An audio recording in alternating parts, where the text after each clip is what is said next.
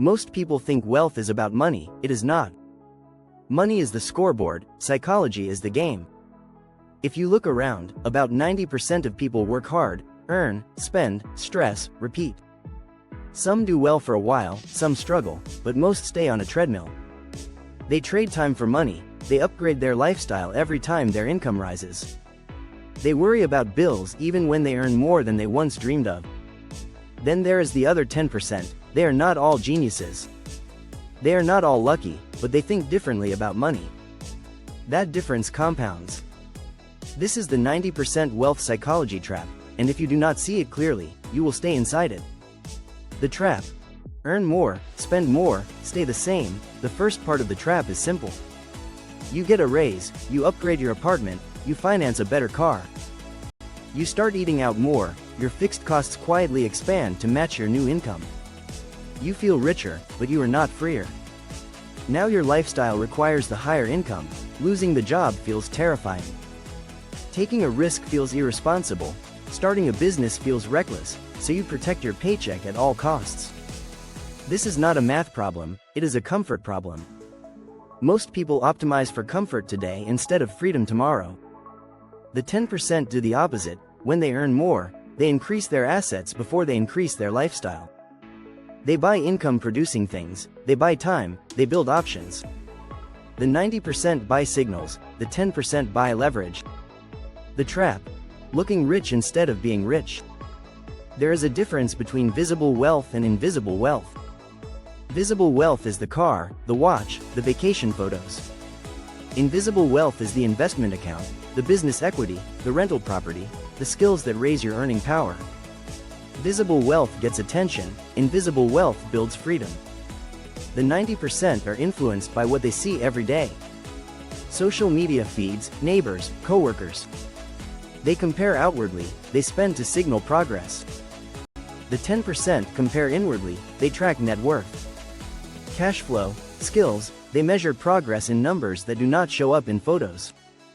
One group spends to impress strangers, the other group invests to impress their future self.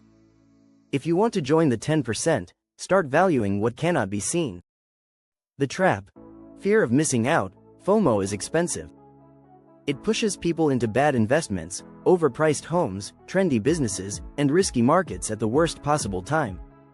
When everyone around you seems to be making easy money, it feels dangerous to sit still. So the 90% chase. They buy high, they panic when prices fall, they sell low, they repeat. The 10% build a plan before the noise starts, they decide their asset allocation. They set rules, they automate contributions, when excitement spikes, they stick to the plan. This does not feel thrilling, it feels boring. Boring is profitable. Wealth often grows quietly, without drama. If your financial life feels like a roller coaster, you are probably reacting instead of leading. The trap. Trading time without building assets. Most people are taught to earn. Few are taught to own.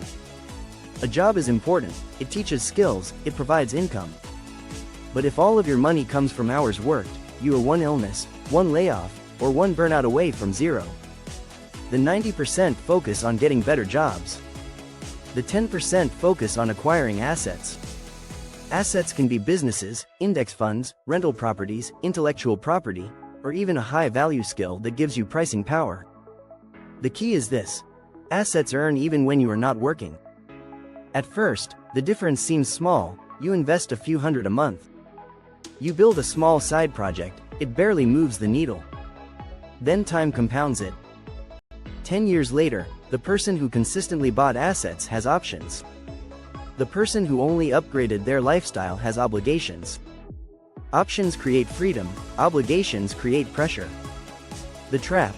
Short-term thinking. The 90% ask, can I afford this? The 10% ask, what does this cost me in the long run? That question changes everything. A $40,000 car is not just $40,000, it is the investment growth you give up by not putting that money into assets. It is higher insurance, higher maintenance, higher expectations for the next purchase. Small decisions repeated over years shape financial destiny. The wealthy think in decades, most people think in months. If you stretch your time horizon, your behavior shifts automatically. You become less reactive, more patient, more strategic. How to join the 10%. This is not about copying someone's morning routine, it is about changing your default settings. Here are practical shifts that matter.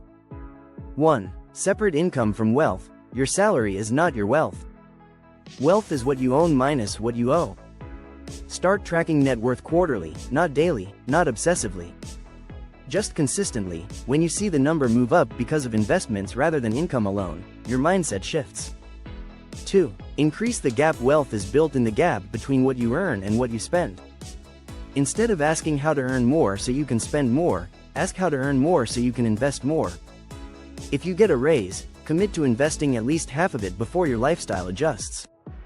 Automate it, make the decision once. 3. Buy assets first, luxuries second, make it a rule. Before upgrading your car, upgrade your portfolio. Before moving to a bigger place, increase your investments. This does not mean never enjoying money, it means funding freedom before funding status. 4. Develop scarce skills. One of the fastest ways to build wealth is to increase your earning power. Learn skills that are valuable and hard to replace: sales, coding, marketing, negotiation, operations. The more problems you can solve, the more you can earn. Then invest the surplus. High income without investing leads to lifestyle inflation. High income plus investing leads to wealth. 5. Get comfortable looking average. This one is harder than it sounds. If you drive a normal car while your peers upgrade every 2 years, you may feel behind.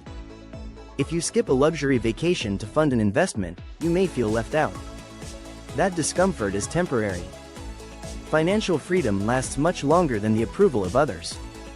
The 10% are willing to look average in public so they can be exceptional in private. The real difference.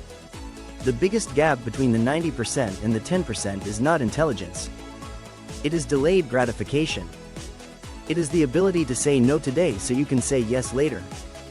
It is the discipline to build quietly while others consume loudly. You do not need a perfect strategy, you need consistent behavior.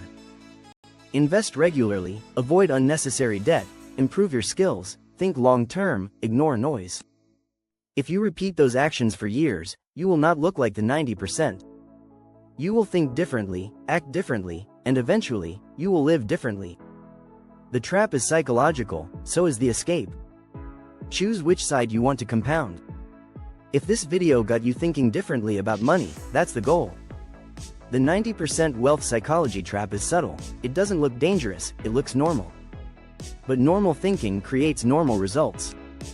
If you want different results, you have to think differently and act differently. Take one idea from this video and apply it this week. Increase the gap, invest before you upgrade. Track your net worth, build one asset. Small shifts, repeated consistently, change everything. If you found this valuable, don't forget to like the video so more people can see it. Subscribe to the channel for more content on wealth, psychology, and practical strategies you can actually use. And turn on notifications so you don't miss the next video. Thanks for watching, see you in the next one.